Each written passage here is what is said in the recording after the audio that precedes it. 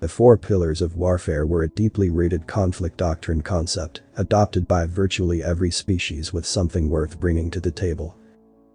Each species had something akin to a strong suit and an Achilles heel when comparing those pillars to the equivalent ones of their friends or foes.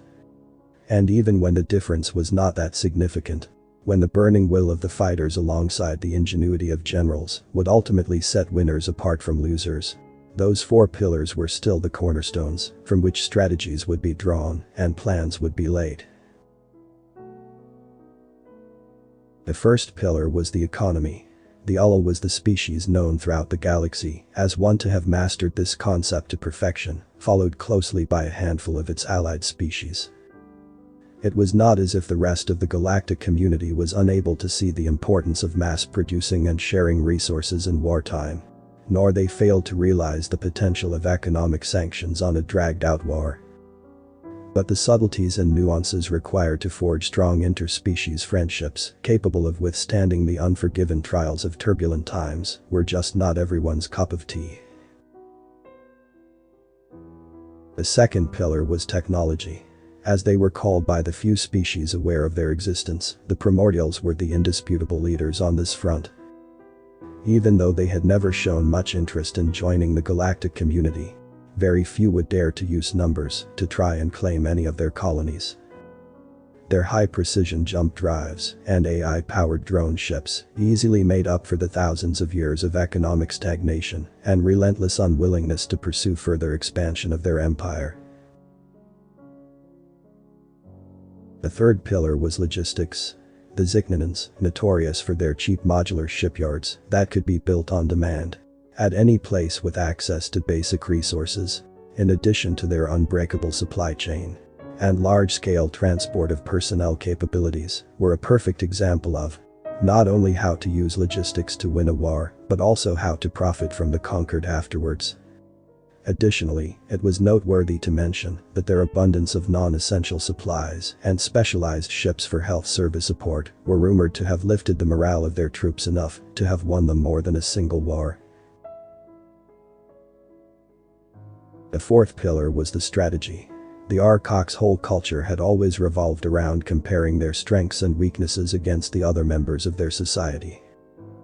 So it came as no surprise to the rest of the galaxy when their generals revealed that they had no particular doctrine about ship formations and battlefield positioning. They would always have already collected more than enough information about their targets before starting any battle, and have already chosen the best positioning, attack, defense, and retreating tactics based on their take on how their current enemies would fare against the state-of-the-art of their technology. Those four old species had always had a special place in the Federation ideology and had directly or indirectly helped to shape its accumulated pile of millennia-old traditions, rituals, and customs that firmly held this institution together against the trial of time. In its conception, the Federation had been established to mediate conflict and cast light on the growing anarchy lurking in the shadows of the old galaxy. But slowly and steadily it amassed more responsibilities, such as guiding new species and even uplifting others deemed unable to achieve FTL independently. Every time a new species was found, it was the Federation's duty to ensure that some other older species wouldn't attempt to take advantage of their, if any, new technologies, or explore the uniqueness of their biomes to make a profit before the locals figure out how to do so themselves. And that worked perfectly every time, without ever an old species twisting the rules in their favor, promoting chaos for their own gain, conspiring with each other to cover their wrongdoings, or the majority of the inert voting members conniving with all of that to avoid creating trouble for themselves. Or at least, that was the formal answer, stripped of all fluff, that the Terran ambassador received after he had expressed his concerns to the Federation's High Council and demanded a mediator audience on behalf of his species. The subject matter of the proposed audience was an uncharacteristic accusation that the Zox, an old species elected to guide the recently introduced Terrans, were making things hard for the humans on purpose and acting under the shadows to seek chaos in the deliberate escalation of localized conflicts, with the sole goal of justifying a future war against the new species. To the Terrans, it was obvious that the Zox had their own agenda and were trying to initiate a generalized conflict with them. The only thing that was not clear at the moment was their motivation. To the rest of the galactic community, however, it was hard to believe that the Zox would do that. Sure, when first introduced to the Federation, the Zox had proven themselves to be prone to violent tendencies against the weak. But they were quick to weed off that behavior from their society in an attempt to improve their relationship with other species. And while they kept some of their vigor and pride intact, the last war they had fought had been more than 300 of their cycles prior to their meeting with the humans. Moreover, from the perspective of the older species, there was not much for the Zox to gain in picking a fight with the humans. Their home system was not particularly rich in resources, and their technology was not particularly impressive either. In their view, the only redeeming quality of this new species was the fact that they apparently already had a solid grasp on the 4 pillars of warfare. And they had figured it out on their own before having been introduced to the Federation. But it was not like this would do much difference in case of a war against the Zox. No matter how good a species' foundation was on those 4 concepts, if they hadn't had enough time to develop, the prospect of a bright future could not make up for their deficiencies in the present. That was the cruel reality. Humanity was doomed. That was the unspoken agreement of the galactic community at the Terran's predicament when the Zox openly declared what the humans had been frustratingly trying to prove for some time. They wanted war. What they had achieved less consensus about, however, was the motivation of the Zox. Using logic alone, the best move to profit from the Terrans was to play the nice guy and actively encourage their expansion on the surface. And then buying the rights to the exploration of their neighboring systems in secrecy, only to sell it back to them later for a steep price. That was how they could have strengthened one of their pillars without foolishly damaging another too. If only the Zox had acted along these lines, the Terrans might have become a reliable ally of the Federation in a few centuries. But no, that was not the path they had chosen. Their irrational decision of declaring war against the new species and calling forth the last mediation, a millennia-old tradition. That definitely was not the kind of mediation the Terrans were hoping to get from the Federation, caught many of the members of the High Council unprepared. But they still managed to assemble their fleet in a hurry and somehow arrive with their ambassadors at the agreed planet before the worst happened. The last mediation required a lot of effort from all members of the Federation. Both species, the Terrans and the Zox, were required to bring their full fleet and display it on opposite sides of the planet, while the remaining members should use their collective superiority to ensure that no fight would occur. That might seem like a silly tradition or a dangerous dance that would only waste time and resources. But the last mediation was meant to put into perspective the strengths and weaknesses of both species and possibly convince the weaker to give up without a fight, even if they were offered terrible terms of surrender. Something the galactic community unanimously believed the humans would do, given their overwhelmingly unfavorable circumstances. That's why it came as an absolute surprise to the reporters of various races when the Terran ambassador utterly ignored them upon landing in his modest ship, and without taking any detour, strode towards the dome where the last mediation would take place. From their perspective, the Terrans' best shot of getting out of this quagmire was to appeal to the goodwill of other races and seek refuge somewhere else, while the Zox conquered the few worlds they possessed. But no. The Terran ambassador's stern countenance and the imposing bearing of the surprisingly few soldiers who followed him from behind were the diametrically opposed stance that any sensible species would expect from someone in dire need of help. A wave of whispers and other species-specific equivalents spread like a contagious disease between the isolated alcoves that kept the ideal living conditions for the numerous representatives. When the High Speaker announced that the Terran ambassador had arrived and last mediation would commence, the rumor that it originated from the landing site had been proven to be true. The Terrans had not taken advantage of the spotlight to ask for refuge. Under the scrutiny of many eyes and other less conventional sensory organs, both the Terran and the Zox ambassadors climbed the ladder leading to the podium at the center of the dome from opposite sides. Upon arriving at their assigned positions, the high speaker announced from the center. "It's unfortunate that we all gathered here under the present circumstances. The Zox has declared war against the Terrans and demanded unconditional surrender as the sole condition for a peaceful resolution of the conflict. The Terrans had not agreed with this condition, and therefore we shall measure pillar against pillar and strength against weakness in a last attempt to show reason to the unreasonable and avoid unnecessary loss of sapient life." The Zox representative took a step forward and unsheathed his long claws while sizing up the physically weak human not far away from him. No one could deny that the Zox looked scary with their bulky bipedal build and sharp claws, even if all of that was meaningless in space warfare.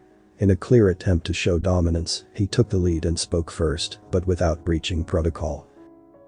"Give up, human, our economy alone is orders of magnitude greater than yours, and we can produce more ships in any given day than your species did in your previous full cycle." It wasn't a surprise to anyone that the Zox ambassador had used so few words to describe the complexity of his species' economy. But the fact that the human ambassador had used even less in his reply was truly unbelievable. We are aware of that. The lack of a statement regarding how the Terran economy fared against the Zox was a clear breach of protocol. Refusing to give a statement in this formal gathering was akin to a slap in the face of all the species that had gone to great lengths to ensure this instance of the last mediation would succeed. Of course, given that the Terrans were a new species, many delegates would cut them some slack.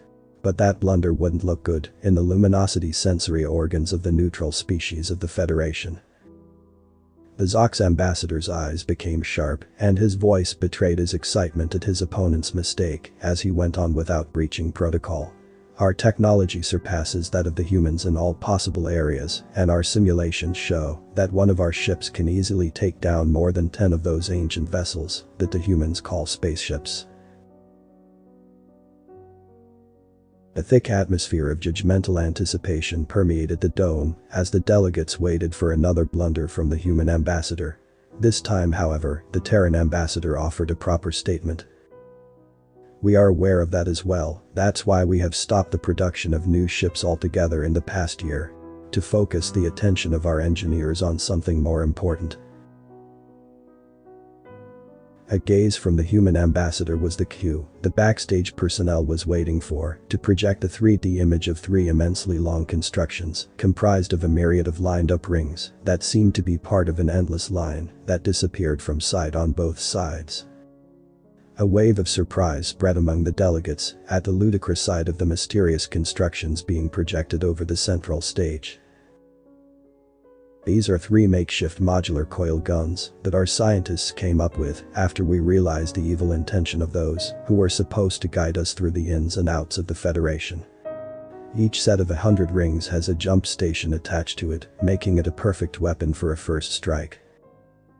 You all may think that something that big would take a lot of time to assemble and fire. But no.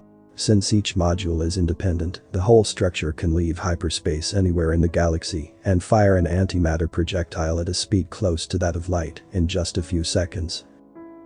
We know that we can't compete with the Zox in regards to technology. But a big enough trebuchet can demolish even a modern building.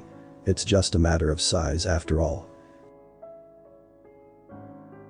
A cacophony ensued among the delegates, and it only intensified when the translator finished explaining what was a trebuchet to those species that were not familiar with its concept. Even though most of them were not familiar with the kind of weapon shown by the human ambassador, they were more than able to understand the implication of a lump of antimatter being accelerated to relativistic speeds just after leaving hyperspace. There was just no defending against such a weapon. The Zox ambassador could barely believe this was happening, and he knew he could not passively allow the tides to shift against his species, or rather, against him, as he saw this resistance as a personal attack on his pride as a prince. There was no way that a backward species such as those humans could force his people, and by extension himself, to take a step back. Under such a train of thought, he remembered a couple of details from the last intelligence report he had received before the formal declaration of war. Such big guns for a species that can't even produce enough ammunition for it. I would be worried if there was a structure capable of converting the energy of your star into antimatter. But with only planetary factories, I doubt you have enough of it to fire your weapons more than once. That if the whole thing doesn't blow itself up before firing, of course. The human ambassador retorted, with such expectancy of avoiding a war stamped onto his face, that this feeling managed to break the interspecies barrier and reach the hearts of some of the delegates. 3 shots, and 3 planets of our choice gone. Isn't that enough for your family to give up this war? The Zox ambassador was livid at his family being cited instead of his species, and doubled down instead of giving up. Don't you dare compare your species with mine. We can afford to lose 3 planets. We have more than 100 colonies spread between multiple systems. At worst, we lose some nobles and a couple of billions of useless peasants.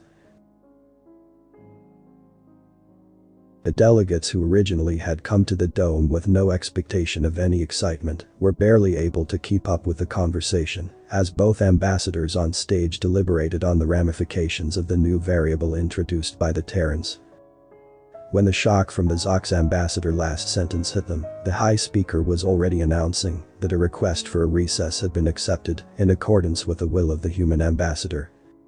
The human looked quite dejected as he left the podium without entertaining the inquiring looks coming from the alcoves. None of them blamed him for his attitude this time around though. The humans had laid down the perfect plan for ending this war, only to have it torn down by the Zox sheer stubbornness. About an hour went by in the blink of an eye, as the delegates lost themselves in heated debates about the reason why the Zox would go to such lengths to go to war with a new species. What kind of profit or offense was so great that it would be worth losing 3 planets over it? Before any meaningful conclusion could have been reached, the High Speaker announced the continuation of the last mediation. Silence propagated steadily as the thickness of the atmosphere grew by a whole order of magnitude as both ambassadors returned to their assigned positions. This time, there was significant doubt if the humans would surrender or choose a path of mutual destruction where the Zox would lose about 10 times more lives for each human death but would still win the war just by having more numbers. The Zox ambassador took the lead once more, but this time he was much more serious about describing the logistics capabilities of his species. 5 million ships can warp to Earth at any time. We can defeat your fleet in about 30 minutes in your time units. We can raze your cities to the ground and establish hundreds of outposts on Earth and your other colonies within a day. Our infantry can crush any resistance on the ground within a week, and we can supply them with large amounts of weapons on demand. Within a month, billions of tons of construction material of better quality than anything you can hope to produce will be used by the settlers of my race to raise statues in the honor and glory of the royal family who took control of your planets and achieved victory against such a weak species. The pitiful gazes of the delegates tried without success to gouge the mood of the human ambassador. Since he had returned to the podium, he had not once raised his head as he mechanically waited for his counterpart to finish his long and pretentious speech about the near future. For someone in your position, you speak of the future a lot, don't you? Again, the human ambassador's cold and detached tone crossed the interspecies barrier, causing an ominous chill to be felt by some delegates. But allow me to do the opposite and speak of the past. The human reached out for the inner pocket of his jacket and took out a thin touchscreen tablet. This is a portable media device that my species had been producing for hundreds of years. Outdated technology, even by our standards. This model had been mass-produced using nothing but cheap materials. But the screen is still good enough to not be scratched by the claws of your kind for a few hours. Not that it would be a problem long-term, since the battery is non-rechargeable anyway. The delegates exchanged looks of pity, thinking that the human had gone crazy by the pressure of the situation. While the Zox ambassador took the device as a half-hearted attempt of the Terrans of offering his species that thing as a souvenir of surrender, in the hopes of getting better treatment in the near future. The human ambassador ignored all of that and went on. An hour ago, all of our merchant ships managed to deliver millions of containers full of these devices to all the peasants of your planets at the same time. Isn't that a great feat of logistics? About 30 minutes ago, a good chunk of your population had seen a video describing human weapons and also of you saying that your species could afford to lose a few planets. And guess what it was followed by? A video of a human saying that their planets had been the chosen ones for our attack. But that's not all there is to the story. My fellow human also said they still had a chance of survival. That if in case they just killed all of the nobles of the planet, we would forgive them and spare the planet.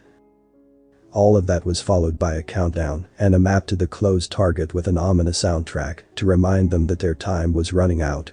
A culturally specific one, of course. The human ambassador delivered each of those sentences with such intonation that the Zox prince immediately pictured a scenario of mass hysteria taking place in the many planets of his empire. It was so clear that he almost could touch it. Every piece of the puzzle made sense. The merchant ships entering the planets and taking advantage of the lack of security caused by his fleet attending the last mediation in its entirety. The peasants who were mostly unsatisfied with the nobles and lacked proper education, believing the humans and rebelling at once. The nobles who were too complacent with the status quo, not having enough security to protect themselves. Every piece fitted so perfectly that it was scary. Confusion. Panic. Denial. Before the delegates could fully understand the implications of what the humans had done, the Zox ambassador shouted angrily. The rules. Those animals broke the rules. During the last mediation, it's forbidden to attack the other. They all should be punished by the Federation. A transgression of this level can be punished with nothing but extermination. His loud voice and serious accusation caused a brief pause among the delegates. Then pandemonium broke loose, and all semblance of order was forgotten. It took more than just a single fake cough to capture back their attention, but eventually, the human ambassador was able to speak on behalf of humanity. We've done nothing against the rules. All of our military fleets are still orbiting this planet, and not a single gun had been fired against the Zox. If there is a rebellion happening on their planets, it's because their citizens do not agree with the war declared by their rulers. The Zox ambassador was struggling to calm down and prepare a series of good arguments to prove his point, but the High Speaker was faster. No rule has been broken, and therefore no punishment shall be inflicted on the humans. The High Speaker was aware that he was witnessing a moment that would go down in the history of the Federation. So he tried his best to hide his apprehension and awe, and to do his job properly in the face of the paradigm-shifting warfare tactics the Terrans had just employed. The last mediation shall proceed as intended. There's nothing to continue, this war is over for now. The Zox ambassador was furious. He scanned the delegates' bellow with such intensity that some prey species nearly fainted on the spot, while the few predators among them took a step back out of reflex. Finally, his dismissive eyes rested on the human. I have a rebellion to contain, but don't think for a second that this matter is over. I'm not opposed to you leaving now if you wish to do so, but allow me to give you a piece of unsolicited advice before you go. As he spoke, the human ambassador's eyes never met the Zox and instead faced the delegates below. Your species, like many others here, walked a long path in understanding and perfecting space war and its variants. And yet you still lost today. You lost more than what you know. You lost a war. You lost a kingdom. You lost the loyalty of your generals. And you also lost your life. You just don't know that yet. We know that your family sought this war because of the need of a foreign enemy to justify the lack of resources and care given to your own population. And we know that the nobles were thrilled to lead their shining ships to conquer a distant foe in remembrance of a nostalgic past of glory. All we did was see through your plan and react accordingly. But back to the topic of your life, it was not our intention to kill you today. It just happens that our communications officers in orbit were not pleased with all the harassment and threats that were coming from the captains of your ships. So they broadcasted some images of what was happening to their families back at Zox Empire, while they are stuck here for the last mediation because of you. My advice is for you to stay in this dome as long as you can. Because it just takes a single trigger-happy captain, or some power-hungry noble, to order an orbital strike on the ship of an unwanted monarch. The human ambassador then proceeded to leave the podium, without even addressing the mess his speech left behind. To this day, many historians still try to piece together what happened behind the scenes that day. Some say that the Zox ambassador was afraid to leave and followed the advice of the human for as long as he could. Others say he threw a fit and was arrested by security after trying to kill the human representative. The only thing that is certain is that his ship blew up later in the upper atmosphere, and the laser that hit it was fired from somewhere within his own fleet. This, alongside other casualties in the royal family, caused the Zox monarchy to fall apart and their empire to implode in a complex process that some members of the Federation barely understood, but the humans surprisingly had a word for it: balkanization. The Terrans never formally left the Federation, but refused to participate in meetings or reply to any communication attempts. The 3 modular coil guns were never used in battle, but served as a great deterrent that allowed the humans enough time to develop their other technologies. Late attempts were made to bring the Terrans back as active members of the Federation. But when they had developed enough to have nothing to fear from us, it also meant that they had nothing to gain from us. In the end, just like the older species, they ended up following their own path, but not without leaving a legacy behind. Another pillar had been established, and the term information warfare was now known throughout the galaxy. The author's name and the link to original text is in the description. Consider tapping the thumbs up and pressing the subscribe button if you enjoyed this video.